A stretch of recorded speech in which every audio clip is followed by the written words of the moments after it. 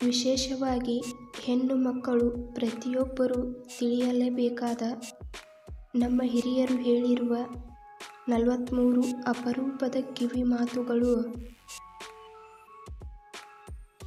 ಮಹಿಳೆಯರು ಸಂಜೆ ಹೊತ್ತು ತುಳಸಿ ಗಿಡದ ಬಳಿ ದೀಪ ಹಚ್ಚಿ ಪೂಜೆ ಮಾಡಿದರೆ ಒಳ್ಳೆಯದು. ಒಳ್ಳೆಯ ಕೆಲಸಗಳನ್ನು ಶುಕ್ಲ ಪಕ್ಷದಿಂದ ಅಂದರೆ ಅಮಾವಾಸ್ಯೆಯಿಂದ ಹುಣ್ಣಿಮೆಯ ತನಕ ಮಾಡಬೇಕು. ದಿಂಬಿನ ಕವರ್ ಬೆಡ್ಶೀಟ್ಗಳನ್ನು ಆಗಾಗ ಒಗೆಯುತ್ತಿರಬೇಕು. ಇವುಗಳಲ್ಲಿ ನಮಗೆ ಗೊತ್ತಿಲ್ಲದ ಸೂಕ್ಷ್ಮ ಕ್ರಿಮಿಗಳು ಸಾಕಷ್ಟು ಇರುತ್ತವೆ. ಇದರಿಂದ ನಮಗೆ ಹಾನಿಯುಂಟಾಗುತ್ತದೆ. ಮಹಿಳೆಯರು ಯಾವಾಗಲೂ ಕೂದಲು ಬಿಟ್ಟುಕೊಂಡು ಇರಬಾರದು. ಇದು ಜ್ಯೇಷ್ಠಾದೇವಿ ಸ್ವರೂಪ. ಮನೆಯಲ್ಲಿ ಮಂಗಳ ಕಾರ್ಯಗಳು ನಡೆಯಲು ವಿಘ್ನವಾಗುತ್ತವೆ. ಶ್ರಾದ್ದ ದಿನದಂದು ಮನೆಯ ಮುಂದೆ ರಂಗೋಲಿ ಹಾಕಬಾರದು. ಹೂವುಗಳನ್ನು ಬಾಗಿಲ ಬಳಿ ಮಾರಾಟ ಮಾಡಲು ಬಂದಾಗ ಬೇಡ ಎನ್ನಬಾರದು. ಅದಕ್ಕೆ ಬದಲಾಗಿ ನಾಳೆ ತೆಗೆದುಕೊಳ್ಳುತ್ತೇನೆ ಎಂದು ಹೇಳಬೇಕು. ಮನೆಯಲ್ಲಿ ಧೂಳು ಕಸ ಜೇಡರ ಬಲೆ ಕಟ್ಟುವುದು ದರಿದ್ರ. 10 ದಿನಗಳಿಗೆ ಒಮ್ಮೆಯಾದರೂ ಮಂಗಳವಾರ ಅಥವಾ ಶುಕ್ರವಾರ ಅಲ್ಲದೆ ಬೇರೆ ದಿನಗಳಲ್ಲಿ ಧೂಳು ಗೂಡುಗಳನ್ನು ತೆಗೆಯುವುದು, ಸ್ವಚ್ಛಗೊಳಿಸಬೇಕು. ಸುಮಂಗಲಿ ಸ್ತ್ರೀಯರು ಮುನಿಸಿಕೊಂಡು ರಾತ್ರಿ ಹೊತ್ತು ಊಟ ಮಾಡದೆ ಖಂಡಿತವಾಗಿಯೂ ಮಲಗಬಾರದು.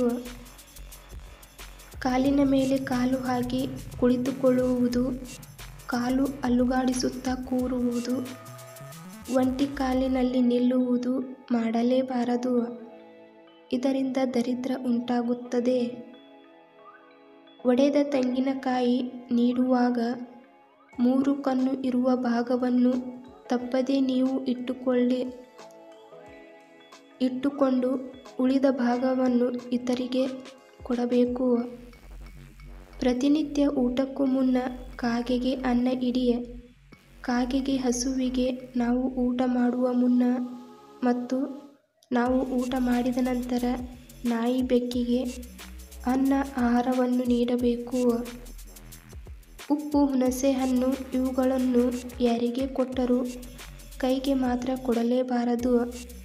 ಬದಲಾಗಿ ಕೆಳಗೆ ಇಡಿ, ಅವರೇ ತೆಗೆದುಕೊಳ್ಳುತ್ತಾರೆ. ಒಬ್ಬರು ಧರಿಸಿದ ಹೂವನ್ನು ಇನ್ನೊಬ್ಬರ ಅಪ್ಪಿತಪ್ಪಿಯೂ ಧರಿಸಬಾರದು. ಕಪ್ಪು ವರ್ಣದ ಬಟ್ಟೆಗಳನ್ನು ಸಾಧ್ಯವಾದಷ್ಟು ಧರಿಸಬೇಡಿ. ಹೊಸ ಬಟ್ಟೆಗಳನ್ನು ಧರಿಸುವ ಮೊದಲು ಅದಕ್ಕೆ ಸ್ವಲ್ಪ ಅರಿಶಿನ ಕುಂಕುಮವನ್ನು ಹಚ್ಚಿ ದೇವರಿಗೆ ನಮಸ್ಕರಿಸಿ ಧರಿಸಬೇಕು.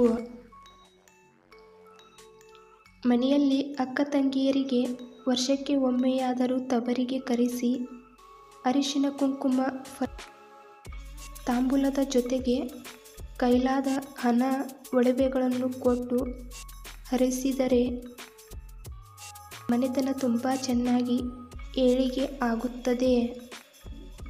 ದಿಂಬಿನ ಮೇಲೆ ಕೂರಬಾರದು. ಮನೆಯಿಂದ ಹೊರಗೆ ಹೋಗುವಾಗ ಹೋಗಿ ಬರುತ್ತೇನೆ ಎಂದು ಹೇಳಬೇಕು. ಕೈಯಲ್ಲಿ ಯಾವಾಗಲೂ ಉಪ್ಪು ಪಲ್ಯಗಳನ್ನು ಬಡಿಸಬಾರದು. ಮನೆಯಲ್ಲಿ ಏನಾದರೂ ಇಲ್ಲದಿದ್ದಲ್ಲಿ ತುಂಬಿದೆ ಎಂದು ಹೇಳಬೇಕು. ಇಲ್ಲ ಎಂದು ಯಾವಾಗಲೂ ಹೇಳಬಾರದು. ಗರ್ಭಿಣಿ ಸ್ತ್ರೀಯರು ನಿಂಬೆಹಣ್ಣನ್ನು ಕೊಯ್ಯಬಾರದು. ಸೂರ್ಯೋದಯಕ್ಕೆ ಮುಂಚೆ ಬೀದಿ ಬಾಗಿಲಿಗೆ ನೀರು ಹಾಕಿ ರಂಗೋಲಿ ಇಡಬೇಕು. ಇದನ್ನು ಮನೆಯವರೇ ಮಾಡಬೇಕು. ಲಕ್ಷ್ಮಿ ಒಳಗೆ ಬರಲು ಇದು ಶುಭ ಸೂಚನೆ. ಗರ್ಭಿಣಿ ಸ್ತ್ರೀಯರು ತೆಂಗಿನಕಾಯಿ ಮತ್ತು ಕುಂಬಳಕಾಯಿ ಒಡೆಯಕೂಡದು. ಅಂತಹ ಜಾಗದಲ್ಲೂ ಇರಬಾರದು. ಯಾವುದೇ ಕಾರಣಕ್ಕೂ ಸಂಧ್ಯಾಕಾಲದಲ್ಲಿ ಕಣ್ಣೀರು ಹಾಕಬಾರದು. ಮನೆಗೆ ಬಂದ ಹೆಂಗಸರಿಗೆ ತಪ್ಪದೇ ಅರಿಶಿನ ಕುಂಕುಮ ಹೂಗಳನ್ನು ಕೊಟ್ಟೇ ಕಳಿಸಬೇಕು. ಸುಮಂಗಲಿಯರ ಬೈತಲೆಯಲ್ಲಿ ಯಾವಾಗಲೂ ಕುಂಕುಮ ಇರದೇ ಇರಬಾರದು. ಎರಡೂ ಕೈಗಳಿಂದಲೂ ತಲೆಯನ್ನು ಕೆರೆದುಕೊಳ್ಳಬಾರದು. ಸೂರ್ಯೋದಯಕ್ಕೆ ಮುಂಚಿತವಾಗಿಯೇ ಹಾಸಿಗೆಯಿಂದ ಏಳುವ ಅಭ್ಯಾಸ ಮಾಡಿಕೊಳ್ಳಿ. ಮುಸ್ಸಂಜೆ ವೇಳೆ ಸೂರ್ಯೋದಯದ ಸಮಯದಲ್ಲಿ ಮಲಗಬೇಡಿ. ಹಾಗೆ ಮಾಡಿದರೆ ದರಿದ್ರ ಲಕ್ಷ್ಮಿ ಮನೆಯಲ್ಲಿ ತಾಂಡವವಾಡುತ್ತಾಳೆ.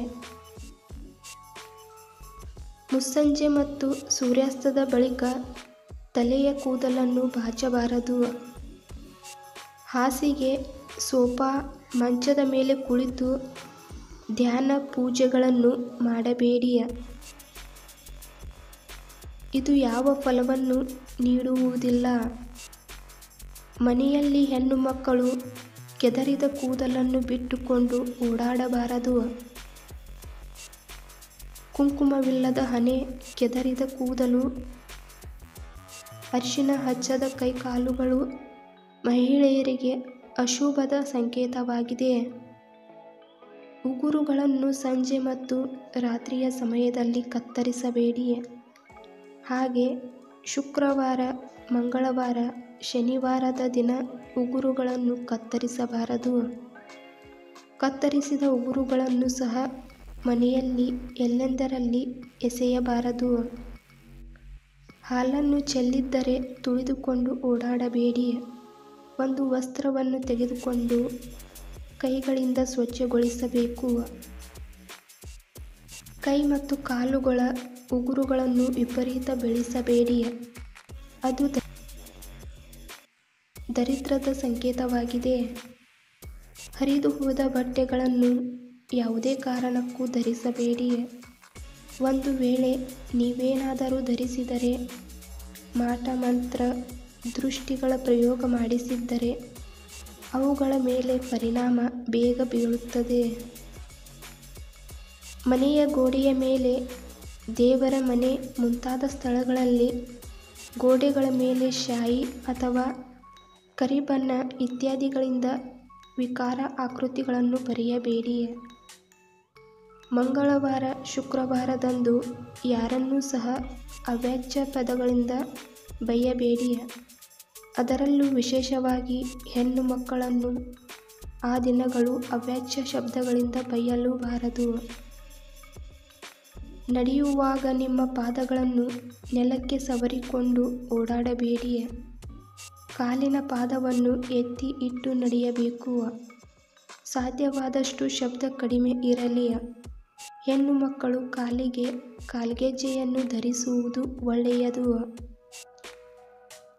ಮೊರಪೊರಕೆಗಳನ್ನು ಕಾಲುಗಳಿಂದ ಒದೆಯಬೇಡಿ ಅಥವಾ ತುಳಿಯಬೇಡಿ. ಹಾಗೇನಾದರೂ ನಿಮ್ಮ ಕಾಲು ಅಕಸ್ಮಾತ್ತಾಗಿ ತಗುಲಿದರೂ ಪೊರಕೆಗೆ ನಮಸ್ಕರಿಸಿ. ಪೊರಕೆಯ ತುದಿಯ ಭಾಗವನ್ನು ಮೇಲೆ ಮಾಡಿ ನಿಲ್ಲಿಸಬೇಡಿ. ಅದು ಸ್ಮಶಾನ ಮನೆ ಸೂಚಕವಾಗಿದೆ. ಹಾಗೆ ಇಡುವುದು ಸತ್ತವರ ಮನೆಯಲ್ಲಿ ಮಾತ್ರ. ಸಂಜೆ ದೀಪ ಬೆಳಗಿಸಿದ ಮೇಲೆ ಮನೆಯಲ್ಲಿ ಕಸ ಗುಡಿಸಬೇಡಿ. ರಾತ್ರಿ ಮಲಗುವ ಮೊದಲು ಕಸ ಗುಡಿಸಿದರೆ ಹೊರಗೆ ಹಾಕಬೇಡಿ.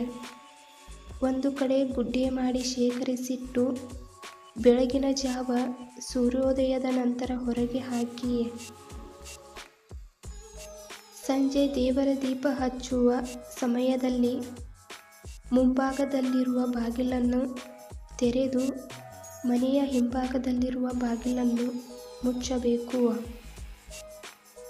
ಮನೆಯ ಮುಖ್ಯ ದ್ವಾರದ ಬಾಗಿಲು ಹೊಸ್ತಿಲ ಮೇಲೆ ನಿಲ್ಲಬೇಡಿ.